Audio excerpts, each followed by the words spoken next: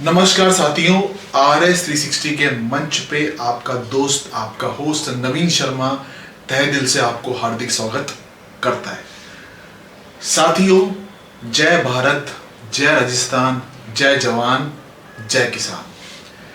चाहे मेरा Telegram channel RS360 हो, जिसका डिस्क्रिप्शन इस वीडियो में दिया हुआ है, चाहे मेरी ऐप RS360 हो जहां पे EO और RS के लिए मैं काम कर रहा हूं, और यूपीएससी का 2016 और 17 दो बार मुख्य परीक्षा क्वालिफाई किया हो, उसका अनुभव हो, चाहे पहले अनअकैडमी पे जो काम किया आरएस के लिए वो एक्सपीरियंस हो। पिछले 8 सालों से मैं केंद्र सरकार में कार्यरत हूं और हमेशा मेरा प्रयास रहा है आपको मंच के माध्यम से कंटेंट में ऐसा चीज, ऐसा पॉइंट रखा जाए ताकि आपको बेनिफिट हो सके। जानकारी भी मैं तभी आपको शेयर करता हूं जब मुझे खुद 2-3 ऑफिशियल सोर्सेस से कंफर्म होता है। तो आज ये जो इंपॉर्टेंट सेशन रखा है मैंने, इसमें नगर पालिका अधिनियम 2009 जो हमारे EORO के सिलेबस में एक इंपॉर्टेंट रोल प्ले कर रहा है, उसमें टोटल 9 चैप्टर हैं आपके सिलेबस में। सेक्शन 1 से सेक्शन 100, धारा 1 से धारा 100 में जो इंपॉर्टेंट धाराएं हैं उसको मैंने बड़े सरल तरीके से, बड़े छोटे तरीके से यहां पे पेश करने की कोशिश की है। और नोट्स कैसे बनाएं, जब आप सेक्शंस को रिवाइज करेंगे तो इस प्रकार कुछ चीजों को आपको काम करना है। फ्लो चार्ट का इस्तेमाल करें, ब्लॉक डायग्राम का इस्तेमाल करें नोट्स बनाते समय। तो कुछ इंपॉर्टेंट जो धाराएं, जो आपको धारा के नंबर भी याद होने चाहिए, इन धाराओं के नंबर भी आपको याद होने चाहिए, और धाराओं की सारी जो बातें हैं वो मैं ऐप पे तो कर ही रहा हूं कोर्स के थ्रू, इस सेशन में भी मैं उसकी प्रयास करूंगा। तो सबसे पहले मैं लूंगा सेक्शन 3, धारा 3 को। धारा 3 बहुत इंपॉर्टेंट है क्योंकि धारा 3 आपको परिसीमन या नगर पालिका के डीलिमिटेशन की बात ये करता है। देखिए, नगर पालिका का जो एरिया है उस एरिया को आपको विस्तृत करना है, उसमें कुछ ग्राम पंचायत को आपको जोड़ना है।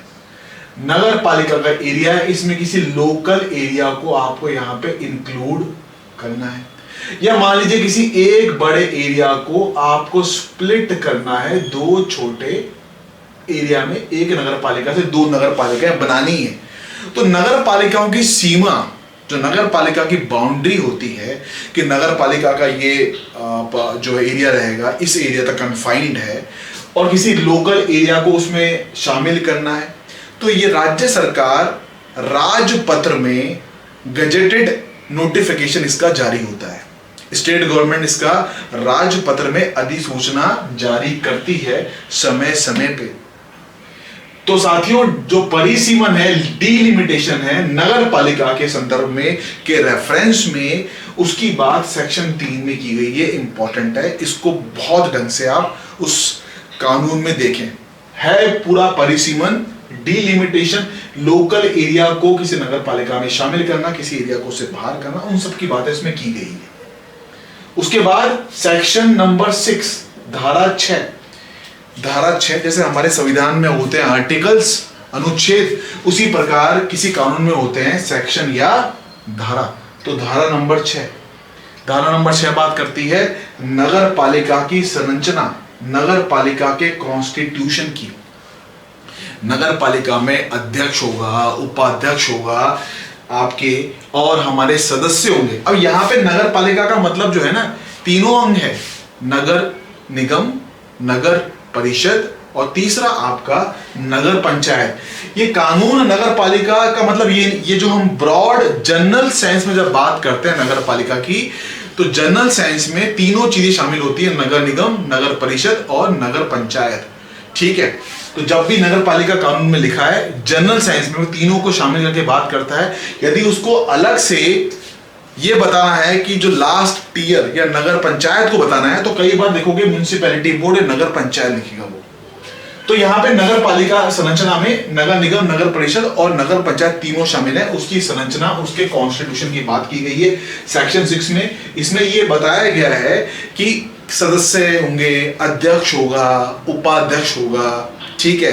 जो नगर निगम का जो आपका सर्वे सर्वा है, जो नगर निगम का जो आपका हेड है उसको अपन बोलेंगे मेयर।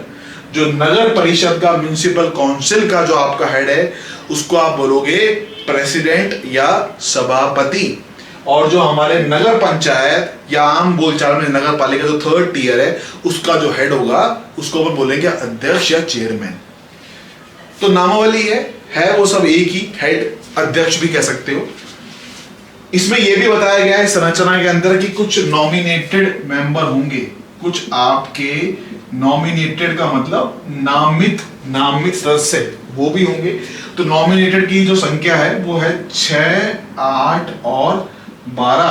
राज्य सरकार द्वारा ये नॉमिनेटेड मेंबर चयन होके नहीं आएंगे, ये चुनाव में जीत के नहीं आएंगे, इनको राज्य सरकार नामित करेगी। तो 6 सदस्य आपके नॉमिनेट होंगे नगर पंचायत के केस में, म्युनिसिपल बोर्ड के केस में 8 होंगे आपके नामित नॉमिनेटेड म्युनिसिपल काउंसिल या नगर परिषद के केस में 12 होंगे आपके नगर निगम या म्युनिसिपल कॉर्पोरेशन के केस में राज्य सरकार इनको नामित करेगी। ये बात करी गई है सेक्शन 6 में। इसमें यह भी लिखा है कि एमपी एमएलए उनकी भूमिका भी रहती है नगर पालिका, नगर निगम, नगर परिषद के केस में। एमपी एमएलए वो आपके जो हैं उनकी मीटिंग्स में पार्टिसिपेट करते हैं। ये बात भी इस सेक्शन 6 में लिखी गई है, धारा 6 में लिखी गई है। फिर सेक्शन 7 धारा 7 पे आते हैं। तो धारा 7 बोलता है पदावधि नगर पालिका की, नगर निगम, नगर परिषद की 5 साल की रहती है। 5 साल के लिए चुनाव में जीत के आते हैं, 5 साल के लिए गठन होता है इसका। 5 साल के गठन के बाद में जो नगर निगम, नगर पालिका, नगर परिषद है इसका विघटन या डिसोल्यूशन भी हो सकता है। इसका डिसोल्यूशन होता है, डिसोल्यूशन का मतलब 5 साल से पहले आपने उसको भंग कर दिया। अब आमतौर पे जो हमारे लोकसभा या जो हमारे विधानसभा में क्या होता है कि अगर 5 साल से पहले भंग हो गई विधानसभा या लोकसभा तो आप चुनाव नए सिरे से होते हैं और जो नई सरकार चुन के आती है वो अगेन पूरे 5 साल तक काम करती है। लेकिन यहां पे ऐसा नहीं है। विघटन के बाद में, डिसोल्यूशन के बाद में जो नई नगर पालिका गठित होगी वो शेष भाग रिमाइंडर पीरियड तक ही, जो रिमेनिंग पीरियड है, रिमेनिंग टाइम है, शेष समय तक ही वो काम करेगी। अगर 3 साल में वो भंग हो गई तो 2 साल जो बचे उसी के लिए वो काम करेगी। पूरे 5 साल का उसका टेन्योर काल पदावधि नहीं रहेगी। ये बात सेक्शन 7 में कही गई है, बड़ी इंपॉर्टेंट बात है। मैंने टेस्ट सीरीज जो मेरी चल रही है उस टेस्ट सीरीज में मैंने इस पे क्वेश्चन दिया था और ये क्वेश्चन आपके एग्जाम में इस तरह के आ सकते हैं, बहुत ज्यादा संभावना है। बात करते हैं सेक्शन 11 धारा 11 की। तो धारा 11 बात करता है निर्वाचन जो होगा, आप जानते हो जो नगर पालिका के या पंचायत के चुनाव होते हैं, लोकल बॉडी इलेक्शन, उसमें जो सर्वे सर्वा है वो है आपका राज्य का निर्वाचन आयोग, स्टेट का इलेक्शन कमीशन। वो चुनाव के सुपरिटेंडेंस, इसका डायरेक्शन और कंट्रोल, इसका सुपरविजन भी इसके हाथ में रहता है निर्वाचन आयोग के। लेकिन राज्य का निर्वाचन आयोग, ठीक है, स्टेट इलेक्शन कमीशन, इसकी बात इसमें की गई है आपकी सेक्शन 11 धारा 11 में। अनुच्छेद आपको देखना है यहाँ पे आपको अनुच्छेद, जो संविधान के अनुच्छेद जिसके तहत राज्य का निर्वाचन आयोग इसमें इंपॉर्टेंट भूमिका निभाता है, वो आपको यहाँ पे ध्यान रखना है। आगे बात करते हैं सेक्शन 13 धारा 13 की। धारा 13 क्या है? सेक्शन 13 बोलता है निर्वाचक नामावली, ठीक है। जो अपने इलेक्टोरल जो इलेक्शन होते हैं उस इलेक्शन में आप जो जनता, हम और आप सब पार्टिसिपेट करते हैं, तो हमारा जो उस नामावली में नाम, उस सिस्टम में नाम आना चाहिए, उसकी बात इस सेक्शन 13 में की गई है। निर्वाचक नामावली, हर वार्ड में आपका नाम रजिस्टर होना चाहिए, उसकी बात इसमें की गई है। फिर जब ये सेक्शन 13 देखने के बाद में सेक्शन 15, मैं इंपॉर्टेंट सेक्शन बता रहा हूं आपको, जो धाराएं बड़ी इंपॉर्टेंट है, जहां से सवाल फंसने की गुंजाइश ज्यादा है। और इन धाराओं को भी याद करना पड़ेगा आपको कि आप जो कुछ लोग, काफी लोगों ने मुझे टेलीग्राम पे, व्हाट्सएप पे टेक्स्ट किया था कि क्या सवाल ऐसे भी आ सकते हैं क्या कि कौन सी धारा में परिसीमन की, डिलिमिटेशन की बात की गई है। तो सेक्शन 3, ये धाराएं आपको उस हिसाब से भी याद रखनी है। अब आते हैं सेक्शन 15 धारा 15। धारा 15 बात करती है मिथ्या घोषणा, फॉल्स डिक्लेरेशन। किस संदर्भ में? फॉल्स डिक्लेरेशन जो है, आपकी निर्वाचक जो नामावली तैयार हो रही है, उस निर्वाचक नामावली के संदर्भ में जो गलत जानकारी जो व्यक्ति देगा, रॉन्ग इंफॉर्मेशन देगा, ठीक है, उसके लिए ये सेक्शन 15 बनाया गया है। उसमें कुछ जुर्माना या कुछ फाइन या कुछ आपके पीनल दंड का प्रावधान है। दंड का प्रावधान है सेक्शन 15 धारा 15 में। मिथ्या घोषणा किसके संदर्भ में? निर्वाचक नामावली जो बनती है उसमें गलत जानकारी दी, उसके संदर्भ में। बात करते हैं सेक्शन 21 धारा 21 की।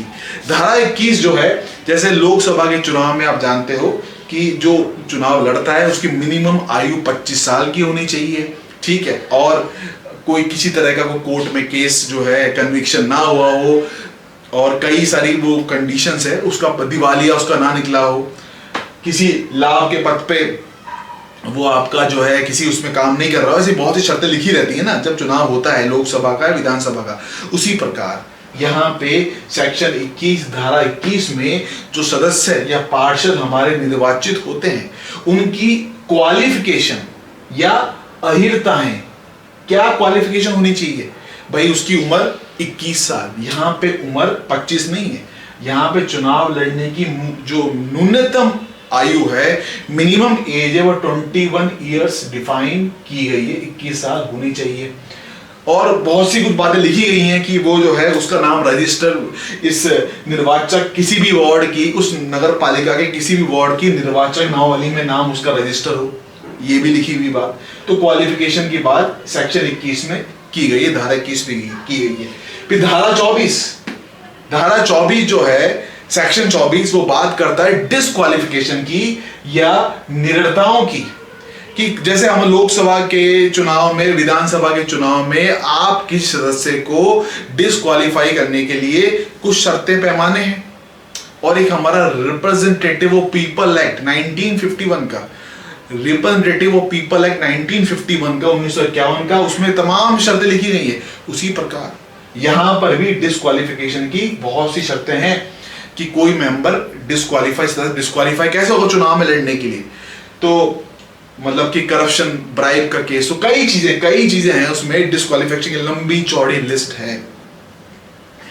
तो ये डिस्क्वालीफाई की जो लंबी चौड़ी लिस्ट है, इन लिस्ट को आपको एक बार देखना पड़ेगा। हालांकि सवाल आपसे डायरेक्टली ये नहीं पूछेगा क्योंकि लिस्ट में बहुत से पॉइंट्स हैं, लेकिन बाई चांस सवाल बन जाए कि किसी सदस्य को डिस्क्वालीफाई करने के लिए निम्नलिखित में से कौन सी शर्तें हैं नगर पालिका अधिनियम 2009 के तहत, तो वो आपको वो 3-4 ऑप्शन देगा, उसमें से 2-3 चूज करने पड़ेंगे, तब वो लिस्ट काम आएगी। वो धारा है, देखिएगा उसे। सेक्शन 25 धारा 25 इंपॉर्टेंट है। राइट टू वोट, मतदान का अधिकार। राइट टू वोट, मतदान का अधिकार। भाई पहला सवाल तो उसमें ये बनता सीधे सा कि आपकी कौन सी धारा नगर पालिका अधिनियम 2009 के तहत आपको मतदान का अधिकार देती है?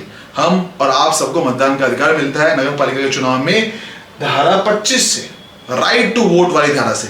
तो ये इंपॉर्टेंट हो जाती है धारा के हिसाब से। सीधा सवाल यहां पे बनेगा, फंसेगा, ठीक है। तो ये कुछ है। अभी हम आगे इसके आगे भी बात करूंगा। अभी इसके आगे एक दूसरी स्क्रीन आएगी और दूसरी स्क्रीन पे मैं 26 धारा से और 100 धारा तक और कौन कौन सी धाराएं इंपॉर्टेंट है उसके बारे में बात करते हैं। आगे वाली धाराओं को देखते हैं साथियों। सेक्शन 29 धारा 29 आम बोलचाल में करप्शन या करप्ट प्रैक्टिसेस को रिश्वत लेना और रिश्वत देने तक कन्फाइंड माना जाता है, लेकिन नगर पालिका कानून 2009 के तहत यह परिभाषा बड़ी विस्तृत है। करप्ट प्रैक्टिसेस, भ्रष्ट आचरण की कई गतिविधियों को भ्रष्ट आचरण की श्रेणी में रखा गया है। सिर्फ रिश्वत देना और रिश्वत लेने तक सीमित नहीं है बात। यहाँ पे यदि आप किसी उम्मीदवार को चुनाव लड़ने से रोकते हो, जो आपके वोटर हैं उनको आप धर्म जाति के आधार पे प्रभावित करते हो, वोट देने के लिए उकसाते हो, धर्म और जाति के आधार पे वोट मांगते हो, आप राष्ट्रीय चिन्हों का, राष्ट्रीय प्रतीकों का गलत इस्तेमाल करते हो वोट की प्रक्रिया में, चुनाव के दौरान आप सती प्रथा को ग्लोरीफाई करते हो, उसका बढ़ चढ़कर आप प्रचार प्रसार करते हो, या किसी भी उम्मीदवार को पैसे देके लालच से आप चुनाव में लड़ने से रोकते हो, तो ये सब भ्रष्ट आचरण की परिभाषा में शामिल है, और ऐसे करने वाले व्यक्ति को 6 साल तक, वो 6 इयर्स तक उसको चुनाव लड़ने से पाबंदी लगा दी जाती है। ये इंपॉर्टेंट पॉइंट। तो लंबी चौड़ी लिस्ट कानून में भ्रष्ट आचरण की दी गई है। सवाल यहां से बन सकता है। सेक्शन 31, धारा 31, लोकसभा का चुनाव हो, विधानसभा का चुनाव हो, ऐसा हर बार होता है कि कोई ना कोई उम्मीदवार उस चुनाव के नतीजे से संतुष्ट नहीं होता, तो वो अपील के माध्यम से कोर्ट का दरवाजा खटखटाता है। यहां पर भी रास्ता दिया गया है। अगर कोई उम्मीदवार जो है किसी पर्टिकुलर चुनाव नगर पालिका का हुआ, नगर परिषद का हो, चाहे नगर निगम का, उससे असंतुष्ट है, उसको लगता है चुनाव फेयर नहीं हुआ है, तो वो यहाँ पे कोर्ट का दरवाजा खटखटा सकता है। फर्क इतना है कि विधानसभा लोकसभा के चुनाव में सीधे उम्मीदवार जाते हैं हाई कोर्ट, यहां पे जाते हैं पहले डिस्ट्रिक्ट कोर्ट या जिला न्यायालय।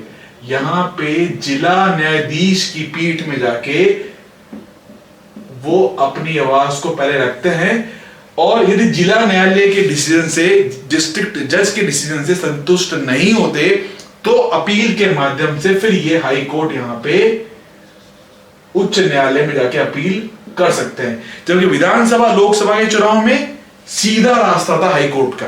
तो ये सेक्शन 31 और सेक्शन 32 है अपील का। सेक्शन 37 धारा 37 बात करती है पद की शपथ। ओथ आप लेते हो ना, हर चुनाव में जीतने के बाद एक ओथ की प्रक्रिया है, शपथ लेते हो आप। तो यहां पर भी शपथ की प्रक्रिया दी गई है। कलेक्टर के सामने ये सब शपथ लेते हैं सारे के सारे पार्षद। इसकी प्रक्रिया यहां पे डिस्क्राइब की गई है सेक्शन 37 धारा 37 में। सेक्शन 38 धारा 38 बात करती है त्याग पत्र की, रेजिग्नेशन की। ऐसा हर बार होता है कि कोई उम्मीदवार चाहे राजनीतिक गुना भाग के चलते, या पार्टी के डिसीजन के चलते, या खुद के स्वैच्छिक कारणों से भी समय से पहले, 5 साल से पहले त्याग पत्र देते हैं। कई बार पत्र पत्रिकाओं में, राजस्थान पत्रिका, दैनिक भास्कर में इस तरह की चीजें आती हैं, न्यूज आती है। तो रिजाइन करने की बात सेक्शन 38 में की गई है। तो सवाल यहां से एक ये बन सकता है कि कौन सी धारा आपको पार्षद के रेजिग्नेशन या त्याग पत्र से जुड़ी गई है?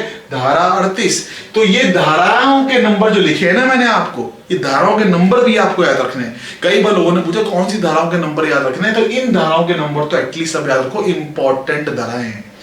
सेक्शन 39 धारा 39 बात करता है सदस्यों का हटाए जाना, उसका रिमूवल प्रोसेस। किसी भी पार्षद को हटाए जाने की क्या प्रक्रिया होगी, कैसे हटेगा वो, प्रोसेस क्या होगा उसका, उसकी बात की गई है सेक्शन 39 के अंदर। फिर आपका धारा 45 सेक्शन 45 बात करती है जो मुख्य नगर पालिका के कर्तव्य या फंक्शंस, या उसके फंक्शंस, मेन फंक्शन क्या है। नगर पालिका आखिर में आप बन रहे हो, ईओआरओ की तैयारी कर रहे हो, नगर पालिका काम क्या करती है? क्या खाली काम ये सफाई का है क्या? खाली ड्रेनेज और सीवेज का काम है क्या? ये लंबी चौड़ी लिस्ट है। तो आप देखोगे नगर पालिका के काम बड़े विस्तृत हैं। नगर पालिका के कामों को 2 श्रेणियों में बांटा गया है। सेक्शन 45 तो बात करता है मुख्य नगर पालिका मेन म्युनिसिपैलिटी फंक्शंस, और सेक्शन 46 इसके नीचे वाला वो बात करता है अदर म्युनिसिपैलिटी फंक्शंस की, अन्य कार्य। तो 2 हिस्सों में ब्रेक है। सेक्शन 49 धारा 49 बात करता है मुख्य नगर पालिका अधिकारी जो सीएमओ है, चीफ म्युनिसिपल ऑफिसर, जो कि आप जब इस भर्ती परीक्षा में सफल होंगे, ईओ बनते हैं, तो अधिशासी अधिकारी ग्रेड 4 या ईओ एग्जीक्यूटिव ऑफिसर, ये नगर पंचायत में जाके सीएमओ कहलाते हैं। ये नगर पंचायत के, नगर पालिका के चीफ म्युनिसिपल ऑफिसर होते हैं। जो आयुक्त कमिश्नर होता है वो नगर निगम का जो है आपका सीएमओ होता है। तो यहां पे मुख्य नगर पालिका अधिकारी के बारे में बात की गई है सेक्शन 49 धारा 49 में। धारा 53 सेक्शन 53 बात करती है नो कॉन्फिडेंस मोशन। अध्यक्ष को या उपाध्यक्ष को, चेयरमैन को या वाइस चेयरपर्सन को, नगर पालिका को, उसको हटाने के लिए आप 3/4 3/4 बहुमत से, आपको 3/4 बहुमत से पास करना पड़ेगा अविश्वास प्रस्ताव, नो कॉन्फिडेंस मोशन। उसकी बात की गई है सेक्शन 53 में। सेक्शन 54 धारा 54 बात करता है वार्ड समिति का गठन। वार्ड जो कमेटी है, वार्ड कमेटी के कॉन्स्टिट्यूशन की बात करता है धारा 54, जो वार्ड है, तो वार्ड की कमेटी आपके सिलेबस में वार्ड कमिटीज नाम से भी एक चैप्टर दिया हुआ है। तो वार्ड कमेटी का गठन कैसे होगा, उसके सदस्य कौन कौन होंगे, वार्ड कमेटी का उसका प्रोसीजर भी आगे वाली धाराओं में डिफाइंड है। तो वार्ड समिति का गठन या उसके कॉन्स्टिट्यूशन के कितने मेंबर होंगे वार्ड समिति के अंदर, वार्ड समिति के कार्य भी इसकी आगे वाली धाराओं में डिफाइंड है। तो वो आपकी सेक्शन 24 से कहानी 54 से स्टार्ट हो जाती है। धारा 55 बात करती है कि जो वार्ड समिति बनी ना, समितियां, इस समितियों में टोटल कितने सदस्य होंगे। ठीक है, एक बहुत इंपॉर्टेंट समिति यहां पर है कार्यपालक समिति, एग्जीक्यूटिव कमेटी। जो नगर पालिका का अध्यक्ष चेयरमैन होता है वो कार्यपालक समिति का, एग्जीक्यूटिव कमेटी का भी अध्यक्ष होता है। और इसमें आप देखोगे इस समिति के अंदर विपक्ष का नेता भी इसका सदस्य है, उपाध्यक्ष भी इसका सदस्य है। बड़ी इंपॉर्टेंट समिति है कार्यपालक समिति। उसके अलावा नगर पालिका, नगर पंचायत, नगर परिषद और नगर निगम के केस में कुछ सदस्य ऐसे होते हैं जो मतलब कि आपके वो जो पार्षद हैं उन्होंने चुन के भेजे हैं, उन पार्षदों ने चुन के भेजे हैं इस समिति के अंदर। महिलाओं के सदस्यों की भी अनिवार्यता इस समिति में की गई। कितनी महिला सदस्य होंगी इसकी बात भी यहाँ पे की गई है। 2 महिला सदस्यों का प्रावधान है इस समिति के अंदर। सेक्शन 68 धारा 68 की बात करें तो नगर पालिका संपत्ति है म्यूनिसिपैलिटी की प्रॉपर्टी, जो कि आपका एक चैप्टर है, सिलेबस का पार्ट है, वो सेक्शन 68 धारा 68 से स्टार्ट है। नगर पालिका की संपत्ति प्रॉपर्टी, तो नगर पालिका की प्रॉपर्टी में क्या क्या आएगा। ठीक है, खाली भवन और भूमि खाली यही आएगा या उसकी भी लंबी चौड़ी लिस्ट है। तो आप देखोगे जब इस नगर पालिका संपत्ति को अपन देखते हैं तो नगर पालिका प्रॉपर्टी में भी बहुत सी चीजों को शामिल किया गया है, उसकी भी एक लिस्ट यहाँ पे दी गई है। तो सवाल यहाँ पे ऐसा बन सकता है, आपको पूछ सकता है कि 3-4 ऑप्शन देखे उस लिस्ट में से कि इनमें से कौन सा नगर पालिका प्रॉपर्टी का हिस्सा है नगर पालिका अधिनियम 2009 के तहत। 1 and 2 only, 2 and 3 only, confuse करेगा, कंफ्यूज कर सकता है यहाँ पे सेक्शन 68 में। और एक सवाल सीधा बनेगा इसका कि कौन सी धारा नगर पालिका संपत्ति की बात करती है, तो धारा 68 सेक्शन 68 उसकी बात करता है। आगे बात करते हैं स्टेट फाइनेंस कमीशन, जो कि आप पॉलिटी में पढ़ते हो, जो कि आप पॉलिटी में रेफर करते हो, लक्ष्मीकांत में भी दिया हुआ है, तमाम किताबों में इसका रेफरेंस रहता है। राज्य का वित्त आयोग सेक्शन 76 के तहत, जिसमें कि आप राज्य सरकार से जो फंड ट्रांसफर होता है नगर पालिका को, उसकी बात यहां पे की गई है। इंपॉर्टेंट हो जाता है सेक्शन 76। एक तो ये 76 खुद वर्ड इंपॉर्टेंट है, एक सवाल तो इससे फंसेगा। दूसरा, राज्य का जो वित्त आयोग है, राज्य के वित्त आयोग के बारे में विस्तृत ब्यौरा यहाँ पे दिया गया है। तो जो आप आरएस की तैयारी में, आरएस में जो पॉलिटी में आप वित्त आयोग पढ़ते हो, वो पूरा हेल्प करने वाला है आपको सेक्शन 76 में। ठीक है, सेक्शन 79 धारा 79 बात करती है आपकी नगर पालिका निधि, म्युनिसिपैलिटी फंड की। म्युनिसिपैलिटी फंड की बात करती है, वो फंड कैसे इकट्ठा होता है, नगर पालिका फंड बनता कैसे है, और नगर पालिका के फंड में कुछ अधिकारियों की शक्ति भी यहां पे बात की गई है। लास्ट जो 1 सेक्शन से 100 सेक्शन, धारा 1 से धारा 100 के बीच में जो इंपॉर्टेंट एक और धारा है वो धारा 85 है। बहुत इंपॉर्टेंट, अति महत्वपूर्ण, मोस्ट इंपॉर्टेंट, इसको मैं मार्क कर सकता हूं। धारा 85 सेक्शन 85 से क्वेश्चन एक बनेगा कि नगर पालिका का बजट का जो प्राक्कलन एस्टिमेट है वो कौन तैयार करता है। नगर पालिका के बजट का जो एस्टिमेट है वो किसको जिम्मेदारी दी गई तैयार करने की, क्योंकि बजट तो बहुत ही इंपॉर्टेंट हिस्सा है नगर पालिका का। उसमें प्रावधान भी कि किस तारीख तक बजट का एस्टिमेट तैयार होना चाहिए, बजट किस तारीख तक आपका आ जाना चाहिए, बजट कौन पेश करता है। तो बजट का एस्टिमेट यहां पे चीफ म्युनिसिपल ऑफिसर, मुख्य नगर पालिका अधिकारी, सीएमओ, ये बजट का एस्टिमेट प्राक्कलन तैयार करता है धारा 85 के तहत। तो आप जब ईओ बनोगे और नगर पंचायत में जब आपकी पोस्टिंग होगी, उस समय देखोगे कि बजट प्राक्कलन को तैयार करने, एस्टिमेट को तैयार करने की जिम्मेदारी आपको सौंपी जाएगी। क्योंकि नगर पंचायत के केस में जो ईओ होता है वही सीएमओ कहलाता है। नगर निगम के केस में जो हमारे कमिश्नर या आयुक्त हैं वो सीएमओ कहलाते हैं। तो इस प्रकार ये कुछ धाराएं जो मैंने आपको बताई, ये धाराएं एक सेक्शन से 100 सेक्शन तक इंपॉर्टेंट है। इन धाराओं के क्रमांक नंबर भी इंपॉर्टेंट है। जो आप लोग पूछते हैं कि हमें धाराओं के नंबर याद करने हैं क्या, नंबर भी याद करने पड़ेंगे। दूसरी बात, इसकी मुख्य बातें मैंने तो शॉर्ट में आपको बताने का प्रयास किया है। कुछ चीजें मैंने बोली हैं, हर चीज लिखी भी नहीं है, कुछ चीजें मैंने आपको सिर्फ बोली हैं। लेकिन जब आप इस एक्ट को देखते हो, जब मैं कोर्स जैसे RS360 ऐप पे जो मेरा कोर्स चल रहा है, उसमें तो बकायदा हर कानून के जो ओरिजिनल कानून है, उस कानून की एक एक धारा को, एक एक लाइन को वहां पे हम बात करते हैं। तो ये तो शॉर्ट नोट जब मैं दूंगा तो पूरा का पूरा आपको 70 पन्ने का उस कोर्स में दे ही दूंगा। लेकिन अभी मेरा प्रयास वहां पर उस कोर्स में ये है कि एक एक धारा को डिटेल में बात की जाए। अखबारों की केस स्टडी, जो अखबारों में इस तरह की खबरें आती हैं, उनसे हम सीखें, उनसे हम लर्न करें। कुछ केस स्टडी जो है वो मैं आपके यूट्यूब के सेशन भी लाऊंगा। और मैं अभी जो आपके 3 नियम है ना, कार्य संचालन नियम, वो भी मैं यूट्यूब पे भी और ऐप पे तो कवर कर ही रहा हूँ कोर्स में, यहाँ पे भी उसके बारे में बात करूंगा। 3 नियमों प्लस 8 योजनाओं के बारे में। तो साथियों, ये पूरी कहानी ऐसे आप शॉर्ट में समझिए, फायदा रहेगा। तो लगे रहिए ईमानदारी से। त्योहारों का सीजन तो खत्म हो गया, अब बारी है एग्जाम के त्योहारों की। एग्जाम की जो रेलगाड़ी चलेगी चुनाव के चलते, वो कई भर्तियों का आपको यहाँ पे जो आने वाले समय में विवरण RPSC की वेबसाइट पे देखने को मिलेगा। तो बहुत बहुत धन्यवाद साथियों, थैंक यू वेरी मच। आप सबका दिन यहाँ शुभ रहे।